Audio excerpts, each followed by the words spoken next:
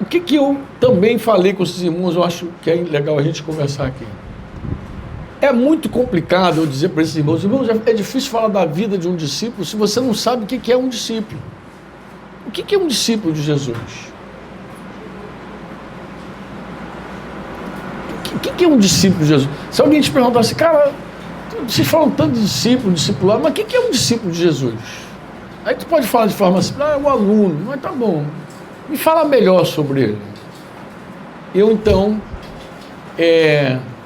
falei com os irmãos, lembrando os irmãos que mais de uma vez, na verdade 3 ou 4 vezes, Jesus usa a seguinte expressão: não pode ser meu discípulo. Como assim? Não pode ser? Deus não quer que a gente siga? Não, Deus quer que a gente seja discípulo.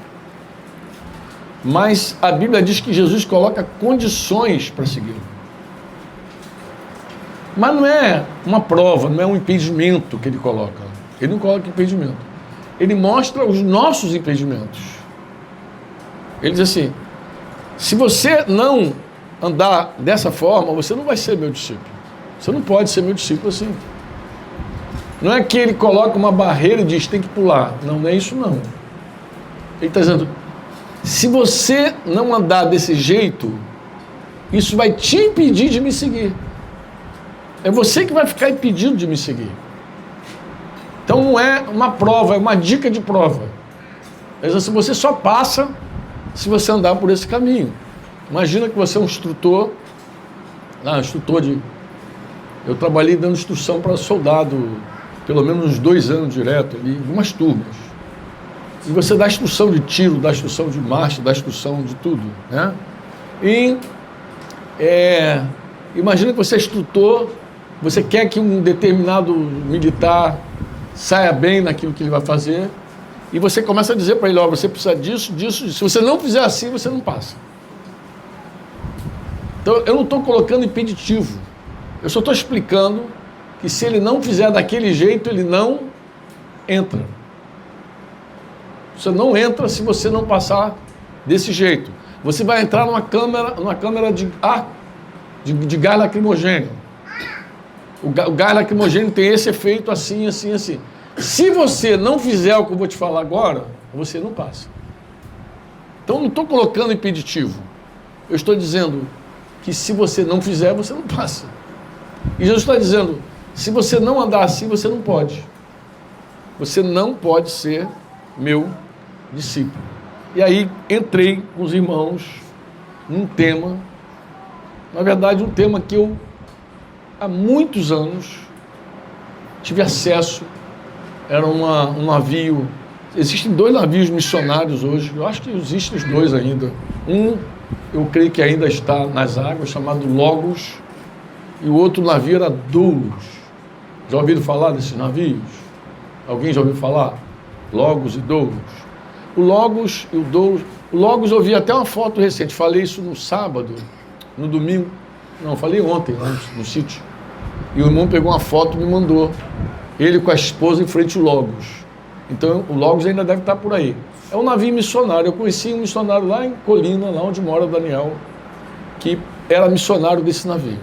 Então eles param no porto, convidam pessoas para embarcarem, e quando as pessoas entram, eles evangelizam de várias formas. E às vezes eles descem e evangelizam lá em cada país. Então é um navio missionário. O cara encontra um porto, para e prega o evangelho, né? E há muitos anos, eu era um garoto ainda, jovenzinho, eu digo garoto que eu não tinha 30 anos, e eu fui visitar o Logos. E quando eu cheguei lá no Logos, com Denise, eu estava novo convertido, bem novo convertido, entrei e, claro, a gente experimentou a palavra, o louvor, tudo que eles tinham lá, mas também eles tinham uma literatura, que o Daniel colocou ali alguns livros, e eu, gostando de literatura, uma literatura me atraiu. O título era O Discipulado Verdadeiro, William MacDonald. Não é o McDonald's ali da batata frita, é o McDonald's. Mas eu peguei a literatura e fui atraído pelo título, Discipulado Verdadeiro. como a gente já estava debaixo da palavra do discipulado, aquilo me atraiu. Comprei um livro e o que eu fiz? Devorei, não era livro, era uma revista, agora virou livro, a editora Mundo Cristão parece que publicou o livro. E o que me atraiu quando eu abri a revista? Estava lá assim, os termos do discipulado. O que é termo? Essas condições que Jesus colocou para segui-lo. Jesus colocou algumas. Falou, se você não toma essas condições, você não tem como ser meu discípulo. Deixa eu dizer outra coisa para vocês. Daí o Giel, desse tempo, deve lembrar bem. O próprio Daniel, que conheceu a gente há muitos anos.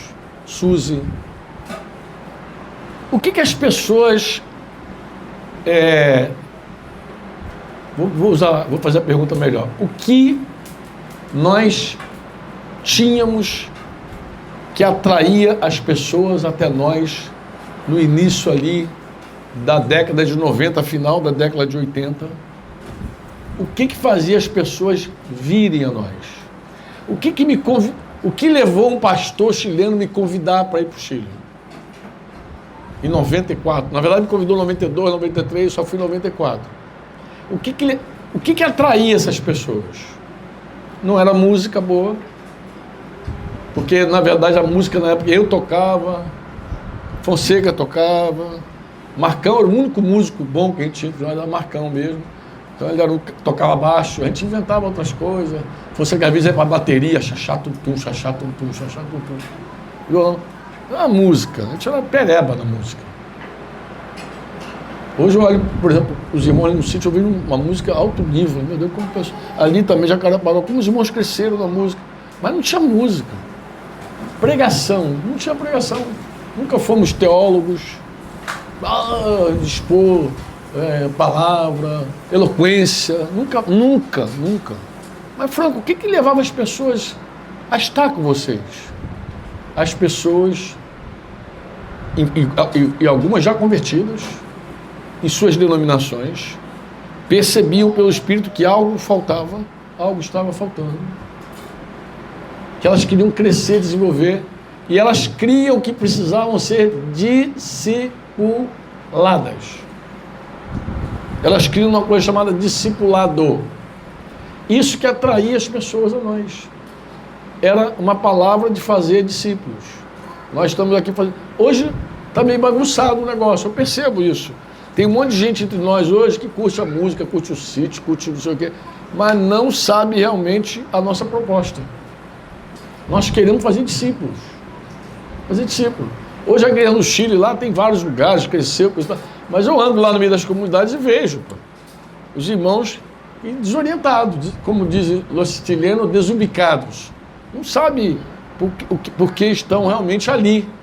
O que estão fazendo ali de fato. Mas naqueles dias não era assim.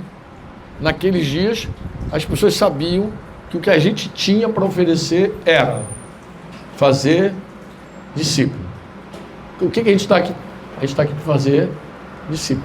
Nem precisava de música, nem precisava de pregadores eloquentes, nada. O que a gente queria era fazer discípulo. Que podia ser a volta de uma mesa, a volta de uma lareira, né, como eu estava falando aqui, compartilhando vida, né, compartilhando a carga, tudo, amor, tudo que é possível você compartilhar, né?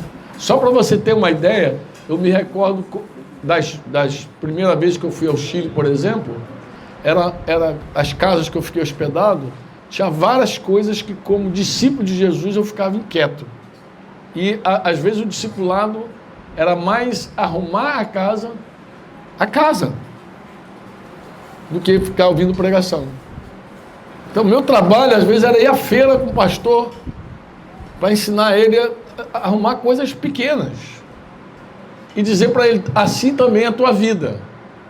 Assim também é a tua vida. Você não se preocupa com um monte de coisa na tua vida. Então, era discipulado. Andar junto, comer junto, conversar. Então, nós ficávamos lá bastante tempo, porque não dava para ir lá, não era pregação itinerante. Você vai lá, prega, volta, não tinha nada disso. O que eu ia fazer no Chile? Nem falava espanhol. Meu castelhano era zero. Tinha um intérprete, mas eu ia ficar o quê? Só pregando? Não. E agora falava Pregava de manhã, tarde, de noite. Os caras gravavam um cassete, mas a maior parte do tempo era conversando, era se relacionando, era falando de casamento, criação de filho, era discipulando mesmo. Não tinha outra coisa. Que foi o que levou o pastor a me convidar. O pastor era missionário no Brasil, passou aqui 16 anos como missionário. Um dia ele teve um encontro com a palavra que a gente prega do reino de Deus. Ele creu, ficou debaixo daquele impacto da palavra do reino, começou a confessar os pecados dele todo, que era uma gambiarra de pecado, entendeu? Uns adultérios doidos no meio da congregação lá. Ele resolveu obedecer à fé, confessou os adultérios dele, saiu daquela desgraça toda, terminou tudo e falou: Franco, e aí, o que eu faço? Falei: volta para o Chile. Ó, eu perguntei a ele: quem te enviou para cá? Ele falou assim: ninguém, eu peguei minha família e me auto-enviei. Falei: então volta para lá, porque se ninguém te enviou, você volta para um lugar que você não deveria nem ter saído, mas volta. E ele voltou. Foi assim que eu conheci Daniel, inclusive, porque era vizinho lá desse pastor lá, trabalhava um garoto ainda, jovenzinho. Então, fui para lá com essa carga no coração. Por que ele me convidou? Ele falou: Franco, eu estou em casa trabalhando. Ele arrumou trabalho para ele, começou a trabalhar, e começou a chegar a pessoa na casa dele perguntando: mas você não é missionário, fulano, isso... E aí, não é mais missionário? Não, eu agora estou arrumando minha casa. Mas arrumando tua casa? Como assim? Não, aí ele começou a falar do reino de Deus, da obra de fazer discípulos. Aí um quer, dois querem, três querem, quatro querem. Daqui a pouco ele: Franco, eu estou aqui. 92 mandou uma carta: Franco, eu estou aqui com um grupo de pessoas na minha casa, eu não sei o que fazer mais. Pô. E o Espírito Santo falou: não é chegada a tua hora. 93 ele voltou com a carta: Franco, eu estou aqui, está aumentando o grupo, eu não sei o que fazer, cara, quem que me ajuda? Não fui. 94, Deus falou: vai. Foi a minha primeira viagem, 94. Aí fui em 94. Em 94, ele estava lá com um monte de gente em casa, que ele já tinha repartido a vida, o que ele tinha, ele deu. Eu falei: agora eu vou dar o que eu tenho, que também não é muito, mas a gente vai repartindo o que tem, pô. Cada um dá o que tem. E foi assim que a gente chegou lá. Estou dando um exemplo para dizer o que motivava as pessoas. Então não era música, não era pregador famoso, nada disso, não tinha pregador famoso, ninguém me conhecia lá, acabou. Chegou um brasileiro aí, não tem nada. Os caras só queriam ouvir do reino de Deus e da obra de fazer discípulos. Eles criam nisso, pronto. Você me entende ou não? Dito isso, eu pretendo fazer o seguinte com vocês: colocar aqui os termos do discipulado para vocês, que Jesus colocou, porque é provável que um dia você tenha se batizado, participado de uma denominação, não sei, ou se converteu aqui mesmo no meio dos irmãos, mas nunca ninguém colocou claramente para você as condições para seguir Jesus. Talvez você nunca tenha nem ouvido falar sobre isso, porque nenhuma denominação que eu conheça faz isso. Senta com a pessoa e diz: olha, eu vou te apresentar aqui como ser um discípulo de Jesus. Eu vou te apresentar como ser um discípulo de Jesus. Então, não me recordo disso. Agora, para ser discípulo tem que andar por esse caminho. Não me lembro. Mas eu gostaria de pontuar com vocês as 7 condições lá daqueles anos primeiros. Vocês querem me ouvir, não? Tem paciência aí? Oh, coisa boa, né?